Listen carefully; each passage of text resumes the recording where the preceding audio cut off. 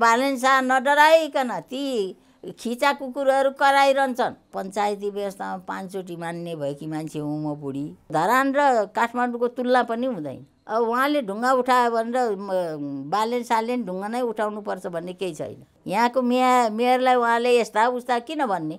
आफ्नो काम गर्नुहोस् न, आफू जनप्रिय हुनुहोस्। म जस्ती बुढीले मुख छोड्नुभन्दा पहिले आफूलाई सुधार्नु पर्यो। रवि लामी छानेहरूको अत्याधिक बहुमत चाहिन्छ। हामी बालेन शाह एक्लोलाई यसै चेप्छौँ भनेको थिएँ, तर बालेन शाहले आफ्नो व्यक्तित्व देखाइदिनु भयो। गैर कानुनी काम लाई उहाँले उठाइरहनु भएको छ।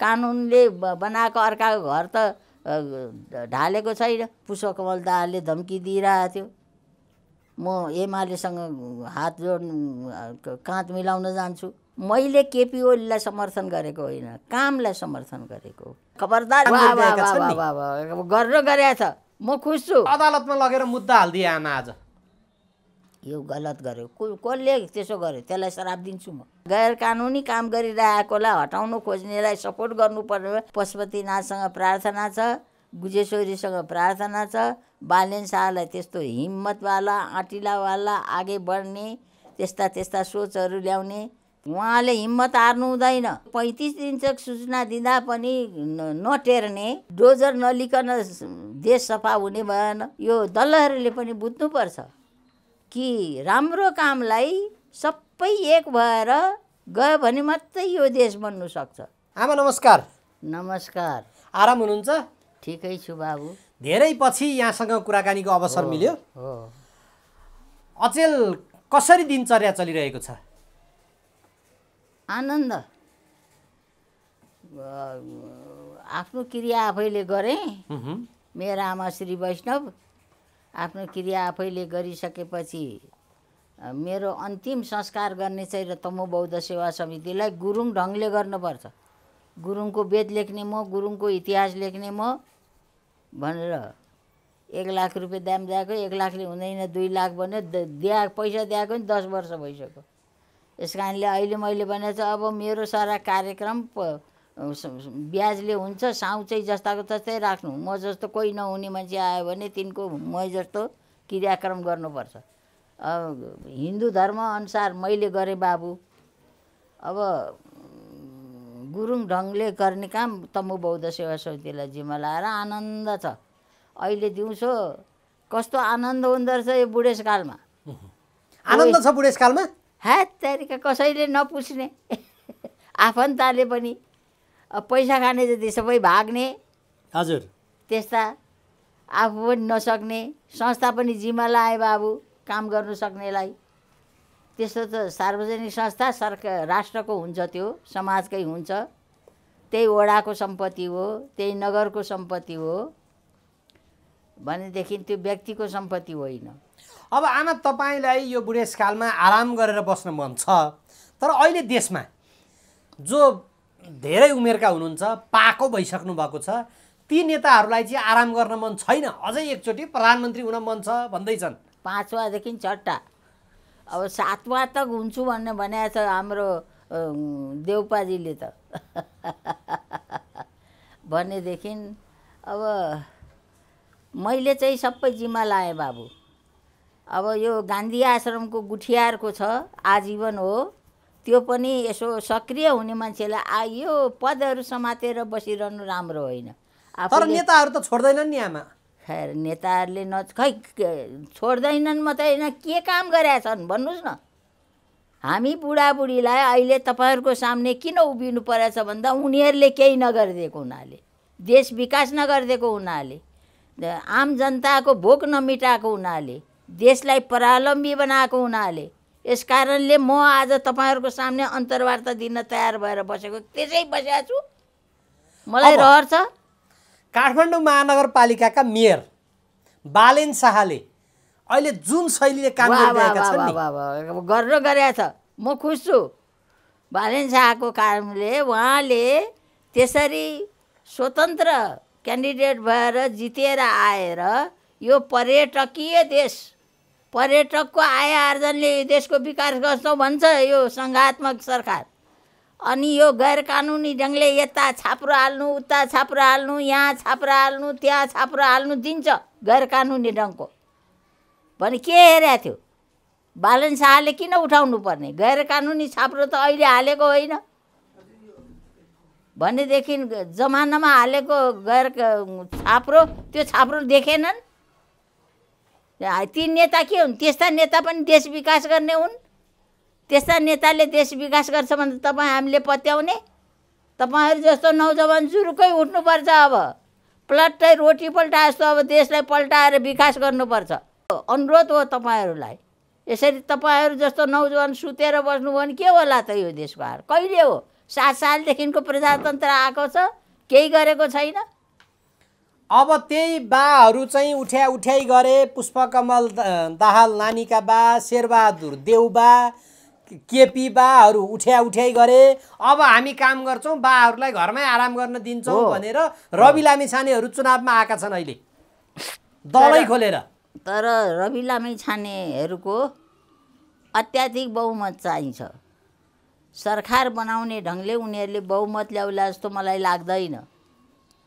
एउटा हाम्रो बालेन शाहले जित्नुभयो भनेर पुरा रवि लामिछानेको जतै जित्छ भन्ने मलाई छैन। किनभने हाम्रा देशका जनताहरू साह्रै विचित्र पारका छन्। आज 7 सालदेखिको यत्रो भन्नुहोस् न 70 वर्ष 7 युग गइसक्यो। 7 दशक जाँदा पनि यो देशको आदिवासी जनजातिहरू जागृत छैन बाबु। देखिहाल्नुभयो हालत। दोरी गएको छ, यहाँ गएको छ, रोदीमा घुमेको छ, त्यसै काम चलाएको छ। टिकटकमा डान्स गरेको छ। तीजको नाममा डान्स हेर्नु भएको छ होला नि आमाले? के म त्यस्तो हेर्दिनँ बाबु, मेरो मोबाइलै छैन। खैर यतैपट्टि हेरौँ आमा। काठमाडौँ महानगरपालिकाका मेयरले अहिले जुन शैलीले काम गरिरहेका छन् त्यो शैलीको उनको कामलाई लिएर तीव्र आलोचना भइरहेको छ। एउटा जोगी त गएर म भस्म गरिदिन्छु सम्म भन्न भ्याए। त्यस्ता आलोचनादेखि डराउनु हुँदैन। बालेन शाहले जुन आँटले उहाँले स्वतन्त्र भएर जित्नुभयो, मेयरमा आउनुभयो, त्यही आँटले उहाँले काम गरेर देखाउनुपर्छ र काम गरेर देखाउनु भएको छ।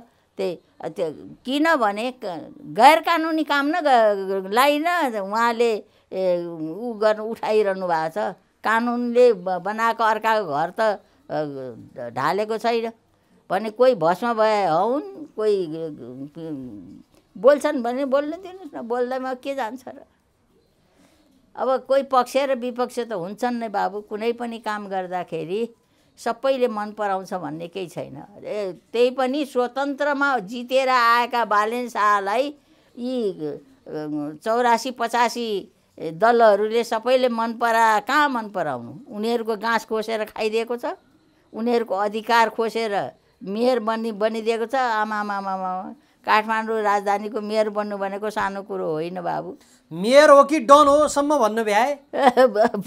राम्रो गर्यो। यो त उनको अपमान गरेको होइन, सम्मान गरेर उहाँको व्यक्तित्वलाई बढावा दिएको हो। मेयरको अहिलेको काम शैली त्यो हेर्दाखेरि तपाईँलाई एकचोटि मेयरलाई भेटेर लु बाबु आशीर्वाद छ भन्न मन लागेको छ कि छैन? क्या यहाँ तपाईँ कहाँबाट दिइहालेको छु नि। म उनीहरूलाई भेट्नलाई घर घर जाने बानी मेरो छैन। राजा महेन्द्रलाई त मैले चाकरी गरिनँ भने अब यी मेयरका चाकरी गर्न 92 वर्षमा जान्न। मैले उता जाने भनिनँ कि उनले चाहिँ आइदिएर आशीर्वाद थापिदिन्छन् कि भन्ने कुरोमा, अथवा ज्ञान गुणका कुरा लिदिन्छन् कि? हिजोको तपाईँको पनि अनुभव। अस्ति केपी ओली आउनुभयो। अब केपी ओली त एसियाकै नेता हुन्, यो राष्ट्रको त हुनै हुन्, केही छैन। नयाँ नयाँ काम गरेर देखाएको हुन्।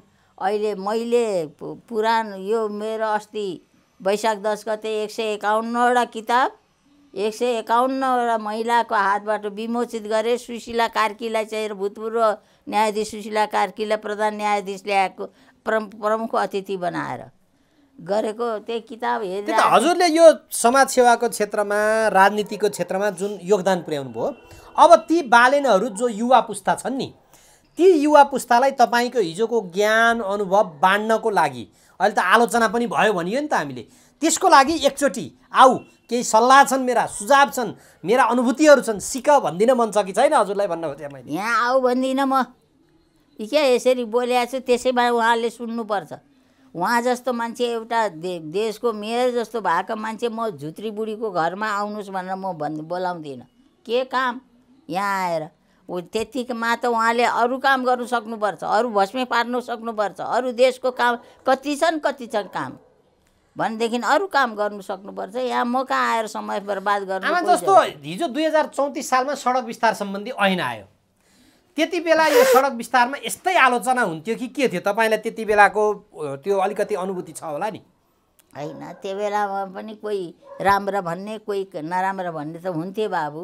त्यो पक्ष र विपक्ष त जुन बेला जुन कामको जे काम गर्नुहोस्, अब पशुपतिमा जलेर चढाउँदा त पक्ष र विपक्ष भए, टिका र टिप्पणी भयो भनेदेखि अरू कुराको त के कुरा गर्नुहुन्छ तपाईँ? त्यसो भए बालेन शाहले हिम्मत नहारिकन दृढ काम गर्नुपर्छ। नौजवान हो उहाँ, यस कारणले आँट गरेर हिम्मत गरेर अघि बढ्नुपर्छ। हिम्मत गर्ने आँट गर्ने मान्छेको सबै काम सफल हुन्छ, आफ्नो भाग्य आफै बनाउँछन्। यस कारणले बालेन शाह नडराइकन ती खिचा कुकुरहरू कराइरहन्छन्, कराउनु दिनु, भुक्नु दिनु, आफ्नो बाटो छोड्नु हुँदैन, अघि बढ्नुपर्छ, देश बनाउनुपर्छ। त्यही बनाउनु भनेर उहाँलाई जनताले, उहाँ उठ्नुभएको जनताले भोट दिएको, उहाँ सफल हुनुभयो। ठिक टाइममा उहाँले आफूलाई क्यान्डिडेट बनाउनु भएछ। हाम्रो पनि शुभकामना छ। अब आउने कामहरूमा पनि उहाँलाई राम्रो सफलता हासिल होस् भनिकन भगवानसँग प्रार्थना गर्दछु। अब आमा फेरि उहाँले यो जे काम गर्नुभएको छ त्यो कामलाई लिएर व्यापारीहरू विरोधमा छन्। अब दसैँको मुखमा हाम्रो मुखमा खाने माड बन्द गरिदिने पनि भनेका छन्, उठीबास लगाइदिने पनि भनेका छन्। सँगसँगै अब दलका नेताहरू महेश बस्नेतले, मिन विश्वकर्माले आलोचना गरिराखेका छन्। निहालिराख्नु भएको होला नि हजुरले? सुनिराखेको छु। निहाल्नु त के, टिभी महिना दिनदेखि चलेको छैन, एउटा क्यासेट किनेर ल्याए छैन। जे सुनिराख्नु भएको छ नि, कस्तो लागेको छ? राम्रो। म आशीर्वाद दिइरहेको छु, शुभकामना दिइरहेको छु, सफल हुन् भनेर। आलोचना गर्नेहरूलाई चाहिँ के भन्नुहुन्छ? त्यति आलोचना नगरे त रमझम नै आउँदैन नि। वातावरण नैमा अलिकति जुन प्रकारको एउटा रमझम आउनुपर्छ त्यो आउँदैन। ठिकै छ, त्यस्ता 2-4जना टिका टिप्पणी गर्ने मान्छे भएन भने त के मजा आयो? राजनीति गर्ने त कुनै मतलबै छैन। यस कारणले 2-4जना गर्नुहुन्छ, तँलाई यसो गर्छु तँलाई उसो गर्छु भन्नुहुन्छ, उहाँले काम गर्दै जानुपर्छ। अब उहाँ भस्म बनाइदिन्छु भनेर जोगीधरी लागे। जोगीलाई किन रिस उठ्यो होला आमा? केही पर्यो होला उसलाई। जोगी भने त सबै त्यागेर अब म सन्यासी भएँ, मलाई यो काम क्रोध लोभ म केही चाहिँदैन भन्ने मान्छे। त्यस प्रकारको जोगी होइनन् जस्ता छन् ती। माई खाने जोगी जस्ता छन्। कि अब जोगीको भेषमा परिचालन हुन थालेर अब समस्या पारिदिन्छु भनेर लागि परे? त्यो पनि हुनसक्छ। चुनौती के हुन्छ आमा एउटा मेयर अथवा एउटा पदमा रहेर काम गर्ने व्यक्तिमाथि? अब कसैको रोजीरोटी खोसिँदाखेरि उसलाई त स्वाभाविक रूपमा आक्रोश त उठ्ला, तर राज्यले हेर्दाखेरि त बृहत्तर हितमा हेर्नु पर्ला। त्यस्तो अवस्थामा एउटा कार्यकारी पदमा रहने व्यक्तिमाथि कस्ता खालका चुनौतीहरू आउन सक्छन्? हजुरकोले त हिजो चलाउनु पनि भएको थियो विभिन्न कार्यकारी पदहरू, सुझाव दिनुहोस् त, सल्लाह दिनुहोस् त। अब अहिले बालेन शाहमाथि यस्ता चुनौतीहरू हामीहरू भन्दा पनि जोरदारको चुनौती आउँछ। किन आउँछ भने 84-85 सङ्घात्मक दलहरू एकातिर, बालेन शाह एकातिर, र यत्रा दलहरूले घेरेका ठाउँमा, यत्रा दलहरूले रजाइ गरेको ठाउँमा बालेन शाहले यति हिम्मत देखाउनु यो कहाँ हो? धेरै धेरै धन्यवाद उहाँलाई, जो उहाँले हिम्मत देखाएर गैर कानुनी ढङ्गले छाप्रा र छुप्री। यो पर्यटकीय राजधानी हो बाबु। काठमाडौँ भनेको त नेपालको राजधानी। पर्यटकीय पेसाले यो देश अगाडि बढाउने भनेर सबैको तपाईँ हाम्रो नीति होइन, त्यो 84-85 सङ्घात्मक दलको नीति होइन। केले पैसा कमाउने भन्दाखेरि पर्यटकीय उद्योग धन्दाले पैसा कमाउने भन्ने देशमा राजधानीमै यता छाप्रा यता पकौडी उता चिया उता के उता फलफुल उता मकै पोलेको, यो त मलाई राम्रो लागेको थिएन। बाबुरामजी प्रधानमन्त्री भएर जो सानो सानो गल्लीलाई ठुल्ठुलो बनाइदिनु भयो, त्यसको लागि उहाँलाई धन्यवाद दिएको थिएँ त्यो बेलामा। झन् उहाँ त पार्टी फुटेर अलग्गै बस्नुभयो, फेरि अहिले टाँसिनु जानुभएको छ। भनेदेखि बालेन शाहले जो गरिरहनु भएको छ राम्रो गर्नुभएको छ। एउटा पर्यटकीय राजधानी, नेपालको राजधानीलाई सफा सुग्घर राम्रो। म विदेश घुम्नु जाँदाखेरि बाबु एक ठाउँमा पुगेँ, एक्लै गएको, चारैतिर उस्तै छ, आफू बसेको होटेलै पत्ता लगाउन सकेन। अनि ट्याक्सीवालालाई भन्छु फल्ला होटेल यो ठाउँमा पुरा, भन्छु यसो कुम जड्काउँछ जान्छ, के हो भनेर पछि यसो हेरे त भरे त म त त्यही होटेलको सामने पो उभिबसेको रहेछु भने यस्तो पनि हुन्छ। यस कारणले त्यस्तो हुनु पर्यो। त्यस्तो रचनाहरू हाम्रो राजधानीको सफा सुग्घर एकदम देख्दाखेरि सबै विदेशी पर्यटकहरू आएर आकर्षित हुन्। हाम्रा पुराना मठ मन्दिरहरू कम छैनन्, हाम्रा संस्कार हाम्रा संस्कृतिहरू कम छैनन्, हाम्रा मठ हाम्रा मूर्तिहरू कम छैनन् भने यो सबै राम्रोसँग देख्ने गरेर सबै जहाँ तहाँ सबै व्यवस्थित होस्, जो पार्किङहरू पनि व्यवस्थित ठाउँमा गरियोस्। यस्तो ढङ्गले सारा राजधानी बनाउनु भयो भने उहाँलाई धेरै धेरै धन्यवाद, मेरो शुभकामना छ। उहाँ दिन प्रतिदिन सफलता हासिल गर्दै अघि बढ्छ। तर अदालतमा लगेर मुद्दा हालिदिए आमा आज यो गलत गर्यो। कसले त्यसो गर्यो त्यसलाई श्राप दिन्छु म। बालेन शाह विरुद्ध मुद्दा परेको छ। कसले हाले मुद्दा? वकिलले हाले। त्यो वकिल गलत हो। त्यो वकिललाई तपाईँ सबैहरू मिडियाले लखेट्नुपर्छ। त्यसलाई विकास र निर्माण गरिरहेको ठाउँमा त्यसरी मुद्दा हाल्नुहुन्छ? अदालतको अवहेलना गर्नुभयो मेयरले, बालेन शाहले भन्दै मुद्दा कसरी अवहेलना गरे? नर्विकको केसमा उहाँले दारी फुलेको फोटो हालेर कुर्दै भन्नु हाल्नु भएको थियो। त्यसैलाई लिएर अदालतको अवहेलना गर्ने भनेर लगेर केस चोकिदिइहाले। कामबाट डराएर अदालततिर यसरी अदालत बिचमा ल्याइदिन खोजे। त्यस्ता सबै काम कुरोहरू भयो भने उहाँ झन् तिख्रिन्छन्। साँध लगाएको हो त्यो, केही छैन। बालेन शाह झन् धारिलो हुँदै जान्छ। त्यसो भए आलोचनाले बालेन शाहलाई झन् धारिलो बनाउँछन्, झन् सक्रिय बनाउँछन्। आँट आउँछ उहाँमा, आँट आउनुपर्छ। बल उहाँले हिम्मत हार्नु हुँदैन। जुन हिम्मतले उहाँले काठमाडौँको मेयर बन्नुभएको छ, त्यही हिम्मतले सारा काम गर्दै अगाडि बढ्नुपर्छ।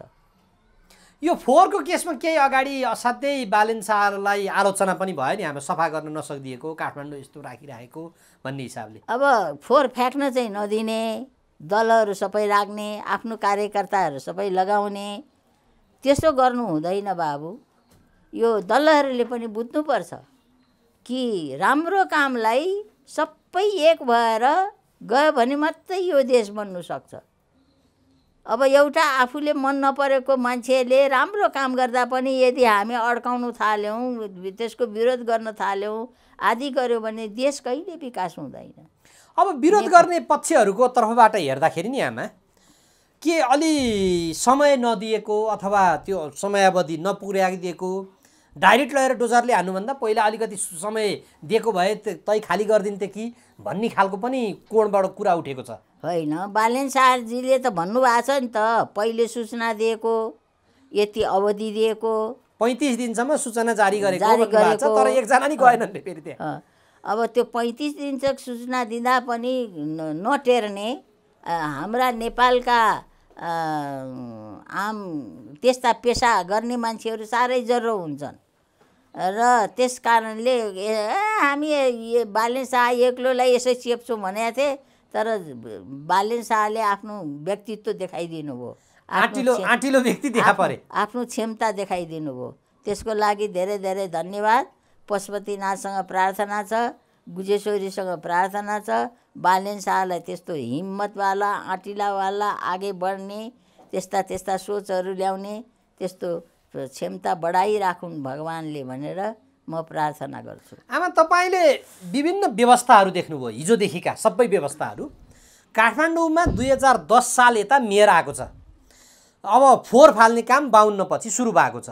तर यो काठमाडौँ व्यवस्थितको हकमा अहिले एकजना मेयर बालेन शाह आएर काम गर्दाखेरि हामी सबै खुसी हुनुपर्ने, यो 70 वर्षदेखि जो मेयरहरू आए, जो स्थानीय सरकारहरू आए, तिनले काम नगरिदिएको परिणति हो अथवा कस्तो लाग्छ हजुरलाई?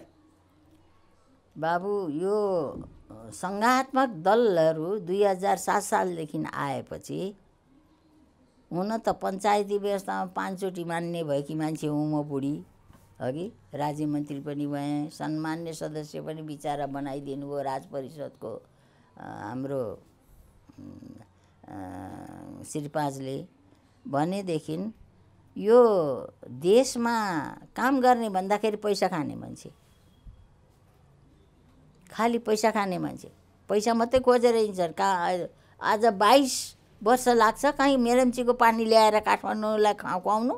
अहिलेसम्म टुङ्गो छैन। अहिलेसम्म टुङ्गो छैन। किन टुङ्गो छैन भने म्याद थप्दै जान्छ, पैसा थप्दै जान्छ, त्यहाँबाट कमिसन झिकेर खाइरहेछ।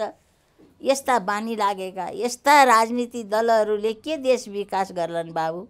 यो देश त पुरा परावलम्बी भए। आज विदेशमा तपाईँहरू जस्तो म्यान पावर युवाहरू 40 लाख युवाहरू विदेश नगएको भए तिनका रेमिटेन्सले यो देश चलिरहेको छ, नभए यो श्रीलङ्का जस्तो टाट पल्टिसक्थ्यो। आज पूर्ण परावलम्बी छ यो देश, पूर्ण स्वावलम्बी प्रकृतिले बनाएको देश। आज सारा उहाँ पश्चिम कुन चाहिँ जिल्ला मैले बिर्सेँ, चैते धान काटेको, हजुरको चैते धान काटेको, फेरि त्यो काटेकोमा अरू टुसा आएर फेरि धान फलेर उति नै धान फले। यो देश त्यस्तो देश हेर्नुहोस्, प्रकृतिले त्यस्तो उब्जनी बनाएको, त्यस्तो अजीबो गरिब देश बनाएको। यहाँ सबै सम्पत्ति नै सम्पत्ति छ, यहाँ सबै किमती चिजहरू छन्, त्यस्ताले भरिभराउ यो देश आज परावलम्बी भएको छ, अर्काको भर पर्नु परेको छ। एक पाना 1 किलो गहुँ चाहियो भने उहाँ मित्रलाई माग्नु झोला थाप्नु जानुपर्छ, यस्तो भएको छ। आमा, अब हिजो जति बेला यहाँ काठमाडौँ महानगरमा नानीमैया दाहालले चुनाव जित्दै गर्दा र बालेन शाहले अहिले उठ्दै गर्दाखेरि नानीमैया दाहालले नि हिजो जितेकै हो भन्ने खालको टिका टिप्पणी गर्थे यहाँ। अब अहिले बालेन शाह र डोजर देखेकै थर्र हुने अवस्थामा पुगे। त्यति बेलालाई यति बेला कामको यसो हजुरले तुलना गर्दाखेरि कसरी गर्नुहुन्छ? तपाईँले अलिक गलत गर्नुभयो। बालेन शाह र नानीमैया दाहालको व्यक्तित्वको तुलना हुन सक्दैन। बालेन शाह चाहिँ र बुझेका मान्छे, अनि देश विदेश घुमेका मान्छे, देशको समस्या बुझेका मान्छे, विदेशका समस्या बुझेका मान्छे, मित्रहरू बुझेका, त्यस्ता व्यक्तित्व यो बालेन शाह। नानीमायाजीलाई हिउँमा आएर जनताले चुनाव जिताएको, उहाँको र उहाँको तुलनै हुँदैन बाबु। मैले यहाँ तुलना भन्न खोजेको चाहिँ यहाँ यसरी कम्पेयर गर्थे, नानीमैया दाहालले नि जितेकै हो, बालेन शाहले जितेर के नै हुन्छ र भन्थे। गलत गर्छन्, गलत भन्छन् तिनले। के गर्छन् भनेर अहिले गरेकोमा किन मन पराउँदैनन् त? बालेन शाहले गरेर देखाए गैर कानुनी ढङ्गले यो पर्यटकीय राज्य देशमा पर्यटकीय उद्योग धन्दाले अघि बढ्नुपर्ने, पेट भर्नुपर्ने, स्वावलम्बी हुनुपर्ने नेपाल आज पर्यटकीय राजधानीमा चाहिँदो नचाहिँदो ढङ्गले छाप्रो बनाएर, गैर कानुनी ढङ्गले छाप्रो बनाएर हालेर खालि पैसा मात्रै दुहुने ठाउँ बनाएर बसेकोमा आज गैर कानुनी ढङ्गले बनाएको सबै हटाउँदाखेरि किन सबैको कपाल दुख्ने? ती वकिलले कसरी दिन गए?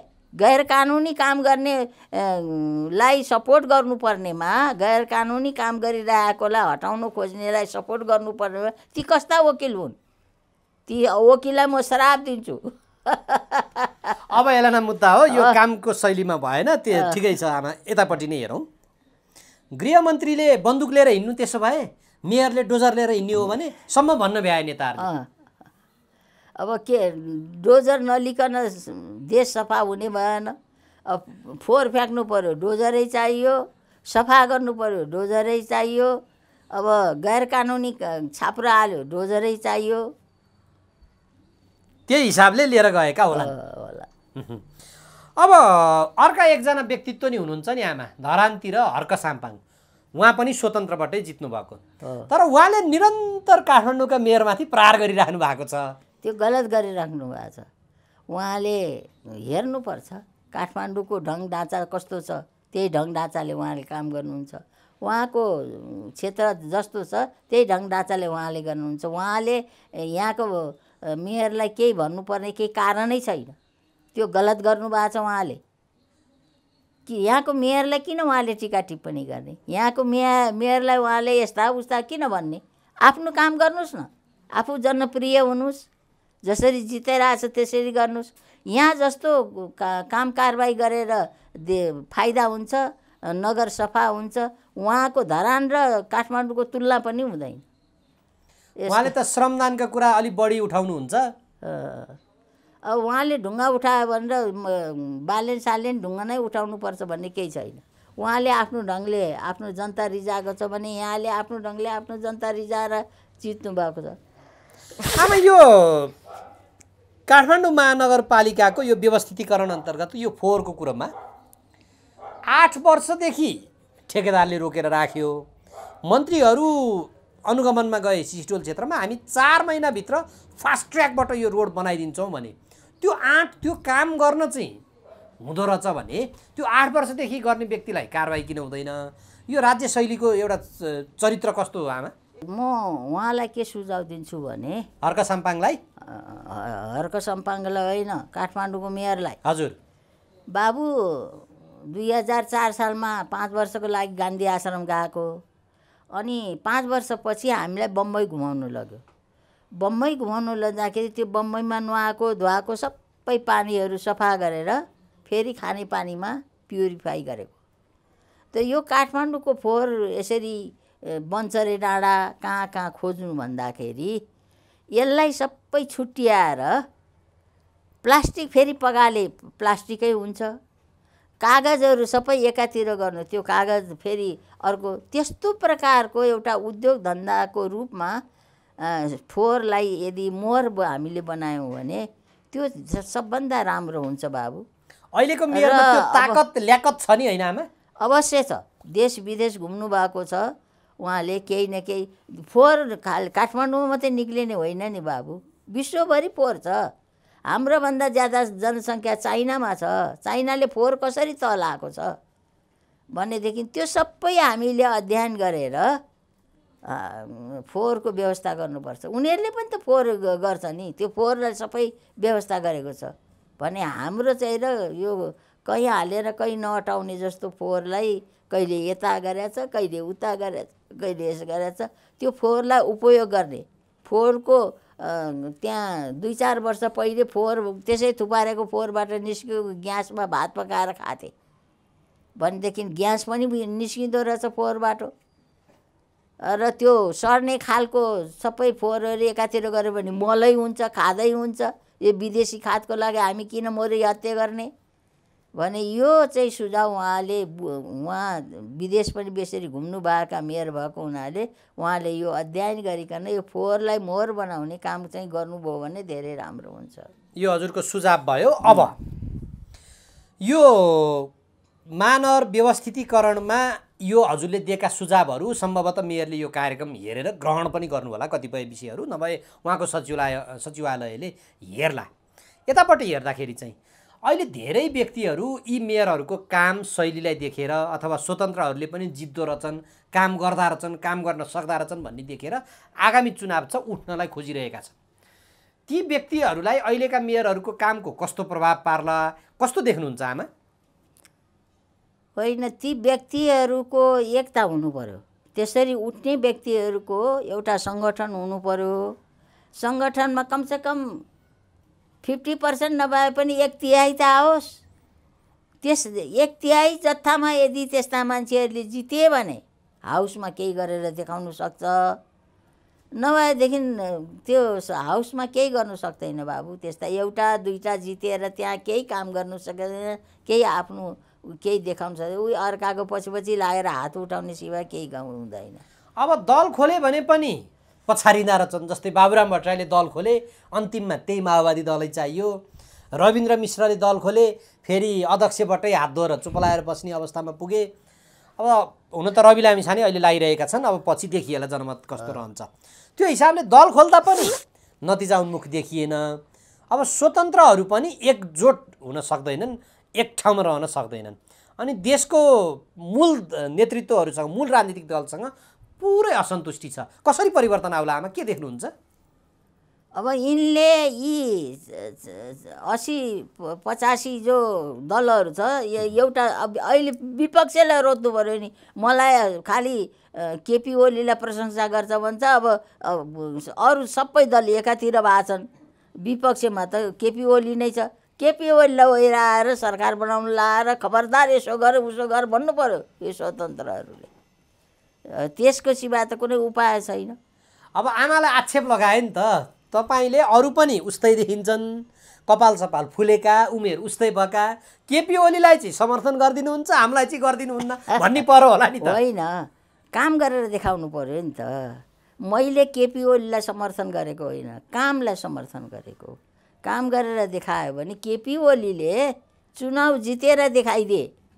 केपी ओलीको हैसियत चुनाव जित्ने खालको थिएन 5 वर्ष पहिले भनेदेखि उहाँ काङ्ग्रेससँग गम्म अँगाल हालेर बसेको माओवादीलाई छुटाएर ल्याएर आफूसँग अँगाल हाल्नु लाएर अत्याधिक बहुमत ल्याएर सरकार बनाएर 3.5 वर्ष त सरकार चलाए नि। तर काम गर्न सकेनन्, 2 पटक संसदै विघटन गरिदिए भन्ने आक्षेप छ नि त। यो सोराना गलत हो। केपी ओलीले काम नगरेको होइन। केपी ओलीले हुलाकी राजा महेन्द्रले एउटा राजमार्ग बनाएको थियो। केपी ओलीले त हुलाकी राजमार्ग, मदन भण्डारी राजमार्ग, पहाडी राजमार्ग बनाए। केपी ओलीले खेलकुद ग्राउन्डहरू, विशाल अन्तर्राष्ट्रिय खेलकुद गर्न सक्ने ग्राउन्डहरू बनाएका छन्। केपी ओलीले अन्तर्राष्ट्रिय एयरपोर्टहरू बनाएका छन्। केपी ओलीले जाने बेलामा, प्रधानमन्त्रीबाट जाने बेलामा 5,000 कि 6,000 त पुलहरू नै उद्घाटन गरेर गएका छन्। बिना बजेट, बिना योजना, बिना लगानी, बिना त्यो EIA गरिकन यस्तो गरिदिएको हो। त्यो अस्पतालहरूको उद्घाटन पनि त्यत्तिकै गरिदिएको भन्ने आरोप लगाए। पुरानो भवनहरू जस्तै धराराहरू भयो, रानी पोखरीहरू भयो, सबै हत्तरपत्त भयो। जे भए पनि गरेर आफूले सुरु गरेको चिजहरू, केही चिजहरू भ्या जति चाहिँ उहाँले उद्घाटन गरेर जानुभयो। पुष्पकमल दाहालले हाम्रो साथ नभएको भए त कहाँ गर्न सक्नुहुन्थ्यो र ती काम पनि भन्ने कुरा गर्नुभएको थियो। त पुष्पकमल दाहाल जस्ता अहिले पो पुष्पकमल दाहाल फेरि खोजिरहेछ। उहाँ काङ्ग्रेसलाई लात हानेर फेरि एमालेसँग जान्छु भनेर अहिले भनिरहेछ। त्यस्तो नेताहरूलाई त्यस्तो माछा भ्याकुता हुनुहुन्छ? नेताहरू भनेको त एउटा बोलेपछि बोल्यो हुन्छ। त्यस्तै माछा भ्याकुता भएको स्वभाव भएको हुनाले आज तक देश बन्नु सकेको छैन। नेपाल परावलम्बी बनिरहेछ। सबै अर्काको देशबाट ल्याएर खानु परिरहेछ। अर्काको देशबाट ल्याएको लाउनु परिरहेछ। आफ्नो देशमा केही हामी स्वावलम्बी नेपाल, प्रकृतिले यति धनाढ्य बनाएको नेपाल यस्तो स्थितिमा आज पुगेको छ। हाम्रा खेतीहरू जमिन, उब्जाउ जमिन सबै बाँझो बसिरहेछ। तर यो कुरामा कसैलाई चिन्ता छैन नि आमा। यहाँ त चिन्ता के को छ भने चुनावपछि को प्रधानमन्त्री हुने। पुष्पकमल दाहाल भन्नुहुन्छ म, केपी शर्मा ओलीलाई त केन्द्रीय समितिले निर्णय गर्यो, शेरबहादुर देउवा 5 पटक भयो, 7 पटकसम्म ज्योतिषीले भनेको छ भन्नुहुन्छ। अब यो त चुनावपछि प्रधानमन्त्री हुने भए खेलै देखेन। खेल अरू त केही छैन। यसकारणले अहिले जो यो आजको देशको राजनीतिक परिस्थितिबाट आक्रोशित भएको जो एउटा ग्रुप छ, त्यो ग्रुपले अर्को एउटा ग्रुपलाई सहयोग गरेर भोट सबै ओराएर त्यसलाई कबुल गराउनुपर्छ। त्यो दिशामा जस्तो रवि लामिछानेले काम गरे नि अहिले पछिल्लो 2-3 महिना यता। उनी त खास गरेर हामी जस्तै सञ्चारकर्मी थिए, सञ्चारकर्म छोडे, राजनीतिमा होमिए र ठाउँ भेलाहरू गरे। त्यो सूचना जानकारीहरू आमालाई आएको पनि होला। उहाँको त्यो राजनीतिक यो पछिल्लो समयको यो करियर कसरी निहाल्नु भएको छ, कस्तो याद छ? सर, उहाँ सिक्दै हुनुहुन्छ। अहिले नै रवि लामिछानेले यो काठमाडौँको मेयर जस्तो चमत्कार देखाउला जस्तो मलाई लागेको छैन। त्यसरी देखाउनु सके त रवि लामिछाने हो भनेर मानौँला होइन। ल, उहाँले जो गर्यो कमसेकम 1/3 ग्रुप तयार हुनुपर्छ देशभरिमा। म व्यवस्था बदल्दिनँ, म अवस्था बदल्छु भनेर हिँड्नु भएको छ उहाँ। ल शुभकामना मेरो। चुनाव आउँदैछ, आमाले यो नेपालको राष्ट्रिय राजनीतिमा धेरै यस्ता चुनावहरू देख्नुभयो। अहिलेको चुनावपछि चाहिँ यो केही अगाडिको स्थानीय तहको चुनावपछि हामी जित्छौँ भनेर जसरी यहाँ ढोङ पिटेर हिँडे, त्यसलाई बालेन शाहले चकमा दिदिए। अबको चुनावपछि चाहिँ कस्तो खाले होला, कस्तो तपाईँलाई कस्तो लाग्छ आमा? आगामी चुनावपछिको परिदृश्य, आगामी चुनावपछिको राजनीति। मलाई यदि आक्रोशित जनताले केपी ओलीलाई सघाएर केपी ओलीको बहुमत ल्यायो भने देशले केही नयाँ चेहरा फेर्ला। यही गठबन्धनलाई नै आयो भने महिनाको महिना मन्त्री फेर्ने कामदेखिको अरू केही प्रगति होला जस्तो मलाई लाग्दैन। भनेपछि यो गठबन्धनले चुनाव जित्यो भने मन्त्री फेर्ने बाहेक नयाँ नतिजा देशले केही पनि पाउँदैन। के गरेर पाउनु? उसले यता भन्छ, उसले यता भन्छ, 10वटाको कुरा सुन्दामा, 10वटाको चित्त बुझाउँदामा प्रधानमन्त्रीलाई समय जान्छ, केही काम गर्नु सक्दैन, विकास निर्माण केही गर्न सक्दैन। अहिले सिट बाँडफाँडमा देखिएको जुन किचलो छ नि, त्यो त्यसैको परिणति हो आमा? हो, के त देखिहाल्नुभयो नि। बापरे बाप, अहिले तक केही निर्णयमा पुग्नु सकेको छैन। कहिलेदेखिको 10-12 जना छुट्याएको यो सबै गर्नु भनेर केही गर्नु सकेको छैन। अझै आज बिहान हो कि हिजो पुष्पकमल दाहालले धम्की दिइरहेको थियो, म एमालेसँग हात जोड्नु काँध मिलाउन जान्छु, एमाले बाहेकका वामपन्थीको गठबन्धन बनाउँछु सम्म भन्दै हुनु। एमालेसँग जान्छु भन्यो, मैले कानले सुनेको छ, मैले पढेको छु अखबारमा। पुष्पकमलजीले गोर्खापत्रमै लेखेको छ आफ्नो वक्तव्यमा। उहाँले किन जस्तो उति बेला काङ्ग्रेससँग लाग्नुभयो, एमालेसँग हाम फलाल्नुभयो र चुनाव जित्नुभयो? काङ्ग्रेसले भन्यो 100 सिट हामीलाई चाहिन्छ, बाँकीको सिटमा तपाईँहरू मिलाउनुहोस् भनेर भनेको। त्यो पुष्पकमल दाहालले रिसाएर आफ्नो केन्द्रीय कार्य समितिको बैठकमा उहाँले भन्नुभयो, यदि काङ्ग्रेस यस्तै गरिकन कसिएर बस्छ भने हामीले पनि जानेछ, गएर एमालेसँग मिलेर सरकार बनाउँछौँ भनेर उहाँले त भनिदिनु हो। पुष्पकमल दाहालले चाहिँ 2074 सालमा स्थानीय चुनावमा काङ्ग्रेस, फेरि सङ्घको चुनावमा एमाले, अब अहिले फेरि काङ्ग्रेस, अब फेरि एमालेतिर। होइन, रक्त क्रान्ति गर्ने पुष्पकमल दाहाल सबभन्दा पहिले रक्त क्रान्ति छोडेर कोसँग हात मिलाएको? राजावादीसँग हात मिलाएको होइन, राजाहरूसँग हात मिलाएर उहाँ राजनीतिमा आएका। पनि उहाँको आसन स्थिर छैन बाबु। उहाँ अस्थिर नेता हो? त्यसो त म भन्दिनँ। के नेता कस्तो हो भन्नु हुँदैन। अब देशको प्रधानमन्त्री 2 चोटि भइसकेको मान्छेलाई फेरि एकचोटि म अन्तिम इनिङ्स भन्दै हुनुहुन्छ प्रधानमन्त्रीका लागि? उस्तो म भन्नु म जस्तै झुत्री बुढीले सुहाउँदैन। तर उहाँहरूले अब विचार गर्नुपर्छ कि अरू जनताले मुख छोड्नु, म जस्तै बुढीले मुख छोड्नुभन्दा पहिले आफूलाई सुधार्नु पर्यो, आफ्नो चरित्रलाई सुधार्नु पर्यो, आफ्नो ढङ्ग। अहिले साँच्चै भनौँ भने उहाँ साँचो कम्युनिस्ट पार्टीहरू हो भने त्यसरी एमालेलाई लात हानेर उहाँहरू यसरी काङ्ग्रेसमा गठबन्धन गर्न जानै हुँदैन थियो। 5 वर्ष त्यो एमालेको सरकारलाई त्यो बिताउनु पर्थ्यो। त्यो इतिहास, कम्युनिस्टको इतिहास राख्नु पर्थ्यो।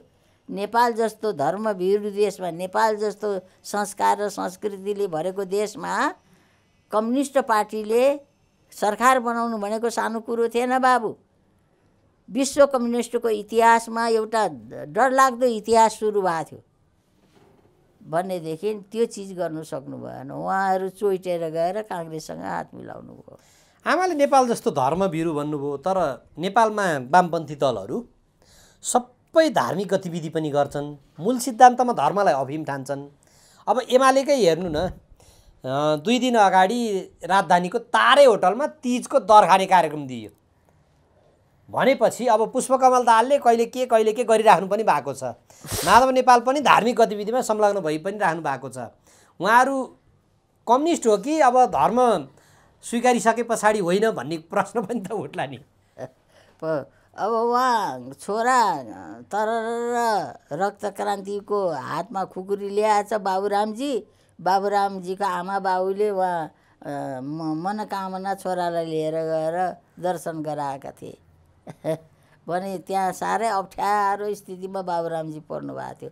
हामी नेपाली त्यस्तै छौँ। यहाँ तपाईँको पशुपतिमा पुर्ने हेर्न जानुभयो भने समयबाजीको त्यो बुद्ध ढङ्ग ढाँचा हो। बुद्ध ढङ्ग ढाँचाको समयबाजीको ढेर लाग्यो। ती अन्डा सन्डा सिद्रा लाखेर सब गर्छन् पशुपतिको अगाडि, त्यसरी मनाउँछन्। त्यस्तो हाम्रो देश त्यस्तो हो। तपाईँ नारायण थानमा जानुभयो भने सबै टाउको चाहिँ बुद्धको छ, कपालहरू सबै भगवान् नारायणको बुद्धको जस्तो छ, सुताइरहेछन् नारायणलाई, बुद्धको सबै छ। त्यहाँ सबै बुद्धिस्टहरू जान्छन् भने यो यही हो। हामीमा धर्म यस प्रकारको लडाइँ झगडा चाहिँ भाषाको लडाइँ झगडा, धर्मको लडाइँ झगडा, रीतिरिवाजको लडाइँ झगडा हामी आपसमा हामीले गरेका छैनौँ नेपालीले। अरू देशहरूमा सानो सानो कुरामा कत्र लडाइँहरू भइरहेछन्, तर हाम्रो देशमा हामी मिलेर बसेका छौँ सबै। आमा यो अहिलेको यो केही राजनीतिक परिदृश्यमा के लाउँछु, सम्माननीय राष्ट्रपतिले त्यो नागरिकता विधेयकमा आफ्ना केही टिप्पणीहरू राखेर सदनलाई पठाइदिनु भयो। त्यो नागरिकता विधेयक उप फेरि सदनले विधान समितिमा बाध्य भएर पठायो, हाउसले, माथिल्लो हाउसले। त्यो राष्ट्रपतिले त्यो पठाएको उप ठुलो यहाँ बबन्डरै मचियो। हजुरलाई कस्तो लाग्यो? राष्ट्रपतिले केही टिका टिप्पणी गर्नै नपाउने हो कि अथवा त्यहाँ दलहरूले त्यसलाई स्वीकार्न नि अलिकति असजिलो मानेको जस्तो पनि देखियो? अहिलेको यो नागरिकता विधेयक आफैमा कस्तो लागिरहेको छ हजुरलाई? अलिकति टिप्पणी गरिदिनु त। अब के भने, राष्ट्रपति हुँदाखेरि जुन दलमा भए तापनि राष्ट्रपति भइसकेपछि राष्ट्रको पति, उहाँ त सबै नेपालीको पति, त्यो चिज उहाँले छाड्नु हुँदैन थियो। उहाँले जो राख्नुभयो एउटा दलको नेताले जस्तरी एउटा दललाई सपोर्ट गर्नको लागि, त्यसमा राष्ट्रपतिजीले त्यत्रो हङ्गामा मचाउनु पर्ने कुनै समस्या मलाई त लाग्दैन। खैर, अब राष्ट्रपति जस्तोले एउटा देशको आफ्नो कर्तव्य, आफ्नो क्षमता, देश र आफू राष्ट्रपतिको अधिकारको कुरोलाई उहाँले ख्याल नराखिकन पठाइदियो भनेदेखि हाउसले फेरि ख्याल नराखिकन जस्ताको जस्तै फर्काइदिए भने दुईटै ताली उत्तिकै छन् बाबु। उहाँले आफूले आफ्नो काम कर्तव्य एउटा राष्ट्रपति भइसकेपछि त उहाँ राष्ट्र एउटा दलको नेता हो र राष्ट्रको पति भइसकेको, फेरि आमा वर्गको पनि सृष्टिकर्ती आमा। नेपालमा सृष्टिकालमा महिला मातृत्व प्रधानबाट समाज सुरु भएको र त्यस्तो सृष्टिकर्ती आमा भएर राष्ट्रपति, देशको राष्ट्रपति भएकी मान्छेले जो गर्नुभयो अलिकति सोची सम्झिकन गर्नुभएको भए धेरै राम्रो हुन्थ्यो होला। उहाँले त त्यही भन्नुभएको छ, सोचेर सम्झेर विज्ञहरूको सल्लाह सुझाव दिएर मैले सुझाव दिएको तर सरकारले त्यसलाई ग्रहणै गरेन, अनुमोदनै गरेन भन्ने कुरा। कस्तो लु भन्नुहोस् त, जस्तो आमा उस्तै छोरा, छोरछोरी निस्के, आमाले यसरी गरेर पठाइदिए, छोरछोरीले त्यसै फर्काइदिए। अब आमा र छोरछोरीको अब लडाइँ छ, राष्ट्रपति र अब हाउसको। यो हिजो पञ्चायतकालमा पनि तपाईँ 5 पटक मान्य हुनुभएको यो नागरिकता सम्बन्धी विवाद चाहिँ नेपालमा कहिल्यै समाधानै भएन। हजुरलाई कस्तो लाग्छ? कसरी होस् त लु भन्नुहोस् त। मैले सुने आमा आज कति विदेशीहरू नेपालीले बिहा गरेर ल्याएका रहेछन्।